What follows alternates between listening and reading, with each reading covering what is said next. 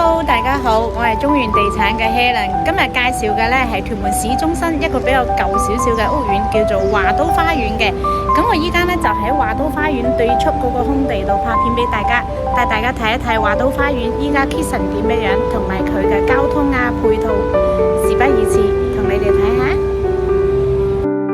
華都花園位於屯門市中心，係李嘉誠喺1982年興建嘅屋苑，分別起5座，合共提供1032伙私人住宅單位，間隔由410幾尺嘅2房至到533尺嘅3房不等，屬於間隔實用、方便又容易上到車嘅商場頂蓋物業，門口就有間小學，非常之方便。呢個呢係華都花園啦，嗰個平台嚟嘅。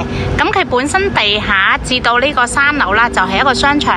咁上到呢，大概3樓對上呢，就係平台嚟嘅。咁佢有個網球場啦。咁分別呢，呢5座呢，其實喺2年前啦做過晒大維修啦。咁所以外牆呢，望出去啦都非常之新淨。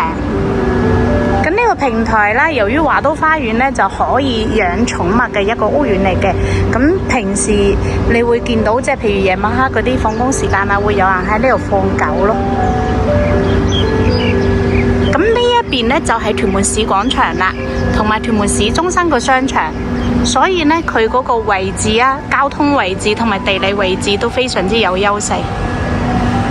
以前啦，佢個外牆呢啲呢係一啲花槽嘅位置，不過呢冇人種花咯。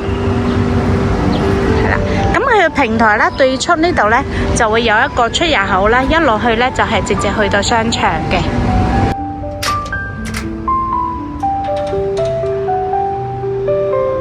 咁啊，呢度可以行到落去商場。華都商場呢個位呢，就直接呢接駁呢個位啦，就係屯門市廣場。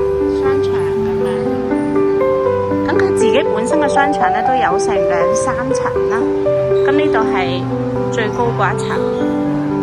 各位家長最重視嘅呢就係校網，咁華都花園呢位於71區小學校網嘅，附近小學包括有順德聯誼總會胡少渠小學、順德聯誼總會何日東小學，中學呢就有順德聯誼總會梁銶琚中學、宣道會陳瑞之紀念中學。